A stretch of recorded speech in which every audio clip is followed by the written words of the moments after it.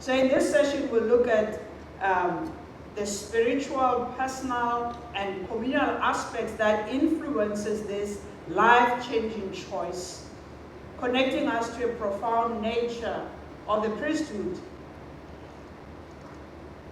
The priesthood is a rare and revered vocation, with a number of individuals who answer this call being a very small percentage of the population. Some might say it could be 1 in 1,000 that is called to be a priest. In other populations, it could be 1 in 50,000. This rarity reflects the priesthood's deep spiritual calling and commitment, instilling reverence and respect for this unique vocation. So, we are Anglicans, so let's look into the Anglican Church and look at its statistics on clergy. The Anglican Communion, as we know now, is a global fellowship of churches. It is a diverse community with over 85 million members. It comprises an estimate of 500,000 clergy. And in clergy, bishops are included, priests are included in that number, and deacons. The diversity of the communion is reflected in its spread across more than 165 countries, with the Church of England, the Episcopal Church in the United States, and the Anglican Church of Australia being among the largest provinces. So Australia, you're amongst the big ones, and don't look down on yourself and talk as if you're really dead. You're going through some turbulence, hold on. The pilot will steady this flight, and you'll get on. So within the Anglican Communion, the term clergy includes bishops, priests, and deacons. So priests make up the most significant portion of the clergy. The priesthood is not static but dynamic, with the number of priests varying significantly between regions. In some Western countries, the number of priests has been declining. People are not either hearing God properly when God calls, or saying, hold on God, I have other things better to do, I will see you later. Or others still waiting to hear if God is calling them. But in parts of Africa and Asia, the number of ordained priests has been increasing. This growth in certain regions inspires hope and optimism for the future of the priesthood. I've been listening to some of you as you share with me that in some of your parishes you have maximum, 40 people, 30 people on a service, or even lower. When I say I have fewer people in church, I have 400. So I have been doing prayers of thanksgiving while I'm here for what we have. So it is important to know that different provinces within the Anglican Communion may have varying methods, again, of counting that clergy. I'm not sure how you do it here, but in other places, this includes active priests, retired clergy, and those in specialized ministries. They are counted as one. And in other spaces, you might have transitional diaconates being counted there. Some provinces may report figures that include clergy not currently serving in parishes, while others might only count active priests as the number of the clergy amongst the clergy that they have. Our church, the Anglican Church, believes the spiritual calling lies at the heart of many who become priests. Some have felt a deep connection to the sacred from a young age, an inner pull towards a life dedicated to God. Many have said this calling was not simply a fleeting thought or a passing phase, but a persistent and powerful presence in their lives. So even though they felt this calling, this inner pull, others realized it later in life. They were ordained later in life. This calling manifests in moments of prayer, contemplation, an unshakable sense of purpose that grew stronger over time. They understood this calling was not about what they wanted for themselves, but what God asked them to do. The priesthood presents a life fully committed to following Christ, serving God's church, and bringing God's love and message to the world. This spiritual dimension of calling is the foundation upon which all other things rest. Another critical factor that has led many to become priests is the desire to serve others.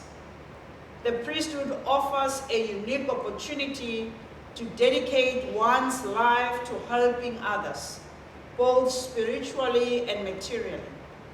The priest is a beacon of hope and compassion in a world where many people are lost, lonely, or struggling with life challenges. The idea of being able to comfort the sick, counsel the troubled, and bring the sacraments to those in need is incredibly fulfilling. The priesthood allows many of us to engage in meaningful service daily, whether through celebrating the Eucharist, providing pastoral care, or being moral and spiritual guides to our parishioners. This commitment to service is not just a duty, it is also a joy, as it allows us to live out the gospel in a very tangible way. Choosing the priesthood is also about personal growth and transformation.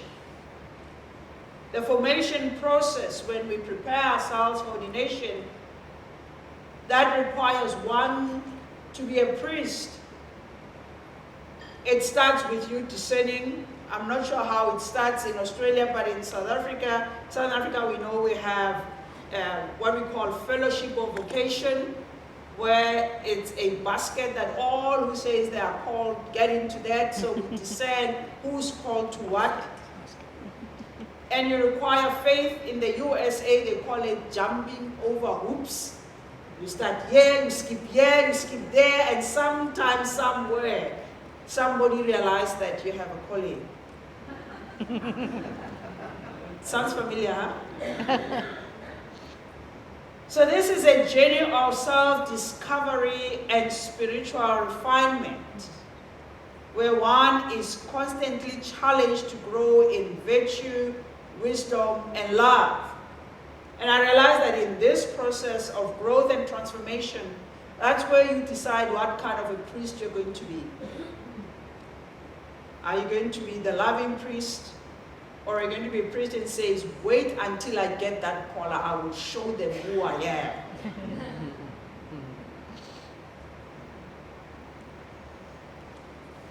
Becoming a priest is also driven by a deep love for church. It'd be a very strange thing for one to be a priest and hates the church. That'd be strange. So the love of the church and the desire to contribute to its mission drives us. I started in the ministry loving the church. And it's in the last 10 years where I said, I know that I love the church, but I love God more.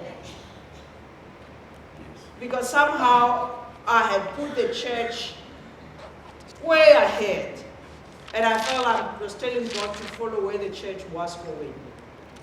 But epiphany happened where I realized that the church has to follow God's mission and where God is leading us.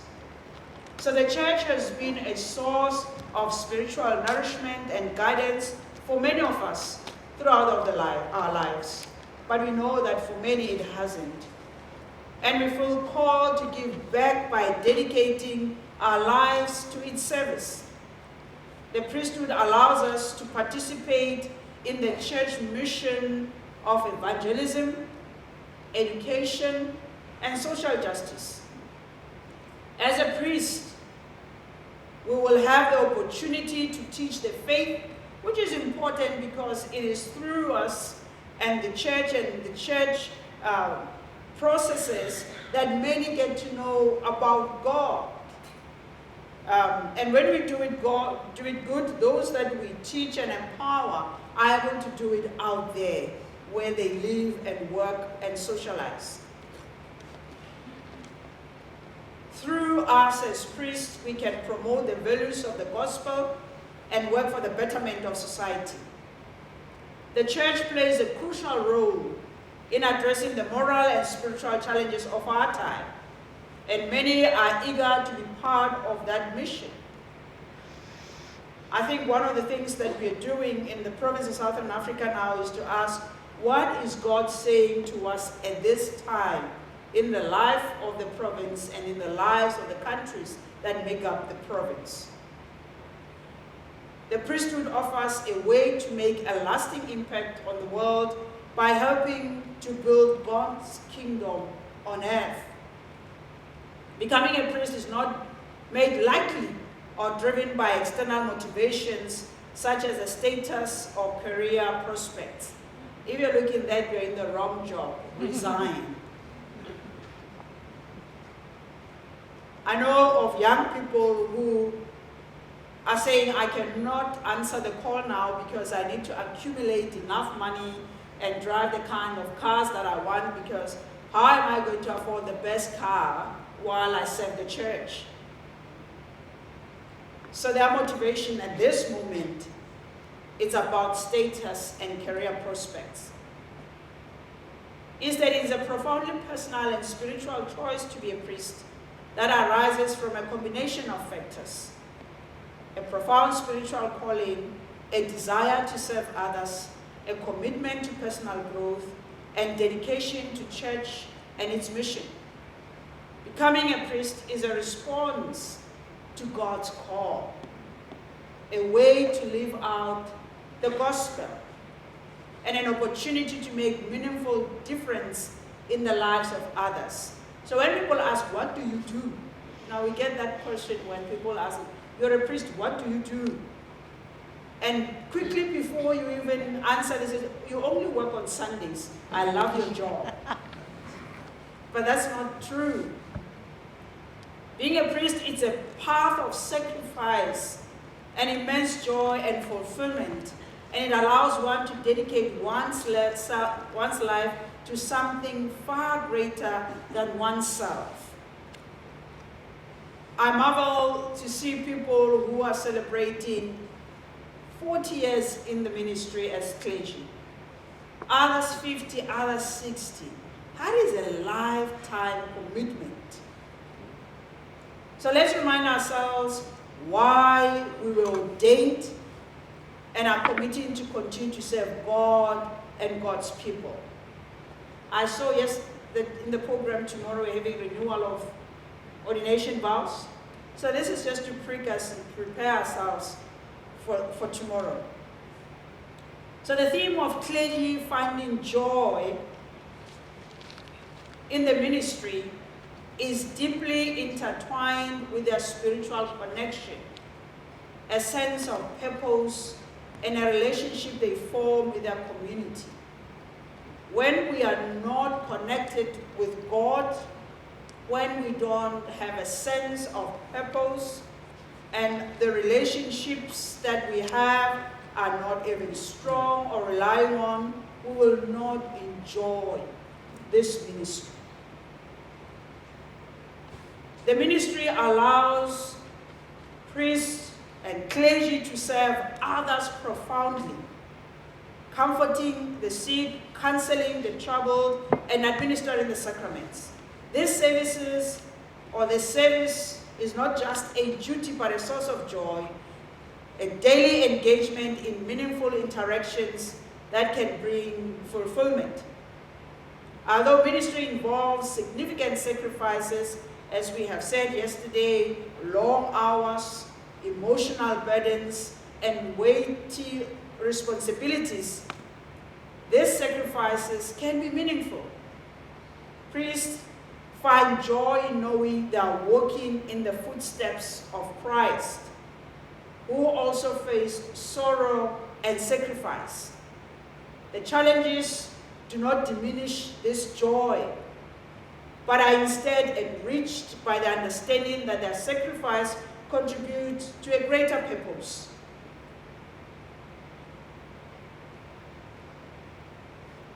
Clergy's joy is deeply rooted in their relationship with God.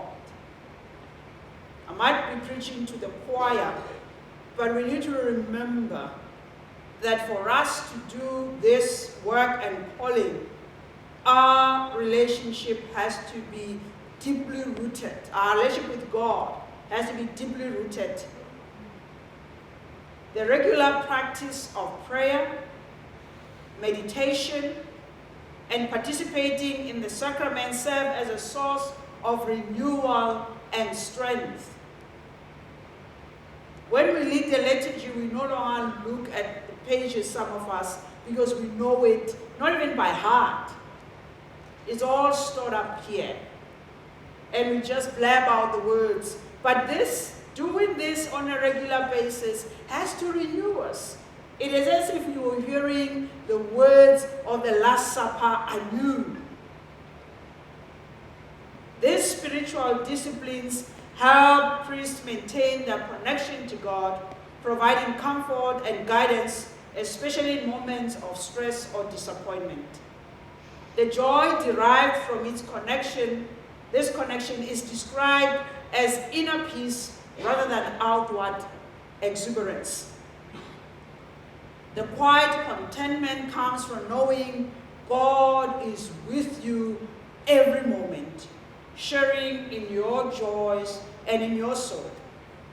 This divine companionship provides a resilient source of pleasure that transcends the challenges of ministry. Some of you are going through the most, but we will never say by looking at you until you tell us, because you are not presenting that. You're presenting the joy of this ministry in the midst of the challenges that you're experiencing.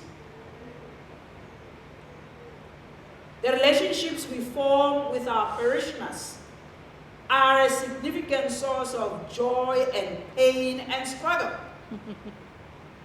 By becoming deeply involved in their lives and the lives of those we serve, we get to share in their celebrations, in their milestones, and everyday moments. We are the ones who remember their birthdays. We are the ones who remember their wedding anniversaries. We are the ones who remember the date we buried a parent, a partner, or anything else, because we hold those dates tenderly. And because we were part of that. These relationships provide mutual support and love, which can be powerful antidote to the stresses of ministry. While these relationships can also bring sadness, especially when parishioners suffer or conflict arises, they offer profound moments of connection. In these vulnerable moments, the role of a clergy person becomes most significant. By offering compassion and presence, clergy experience the joy of fulfilling their vocation of love and service.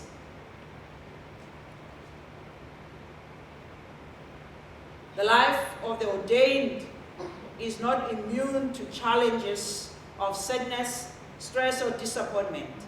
However, what distinguishes their experience is the ability to find God's joy and God's presence in these difficulties, And at times we struggle as clergy to understand that God is with us through all this.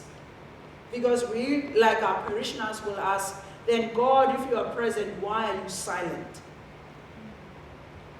This joy is not about denying reality, but recognizing that there is a greater purpose at work, even in pain.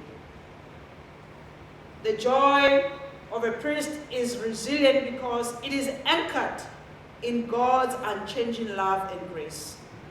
This resilience allows us to face life's inevitable disappointments without really losing hope. We might want to resign from this job, but we still have hope that things might turn better. Our faith provides the perspective needed to see its challenge as an opportunity for spiritual growth, enabling joy to flourish even in trying times. In our context, though we're trying to change it, we are aware that clergy too have trouble in their marriages. And some have to sadly end their marriages in divorce. In Southern Africa, for a long, long time, if a clergy person got divorced, they would be suspended for 5 years without pay. It doesn't matter who of the partners initiated the divorce. So what we are inheriting, some of us, is clergy who are not living with their spouses and children, who the marriage is there on paper, but actually they're no longer together because somehow they're trying to protect the other to remain in the ministry. And it is one of the things, the unfair systems that the church could do. Because when parishioners start to know that you're no longer together, and in life things happen, you get attracted to somebody else, you are now having extramarital affair, and the whole community gets to know. So it is, how do we allow life challenges not to be used as punishment for those in the ministry?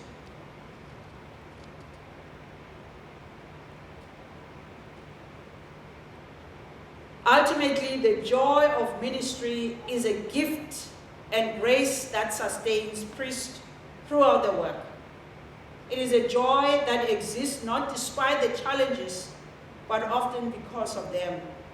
This joy is born from the deep understanding of our purpose, with a solid connection to God, and the meaningful impact that we have on other people's lives. It allows us to continue our work with hope and love, and knowing that we bring light to others even amid darkness, that for many of our congregants, we are the only hope that they have. For others, we are the only people that they could know that God reigns, that God is alive. For many, because we exist, they can face tomorrow. So in all the challenges that we have, take this joy with you. I hope in this process we're able to reignite a spark, that you go home knowing, as tough as it is, God hasn't led me by myself out here struggling by myself. I thank you, and I will take questions.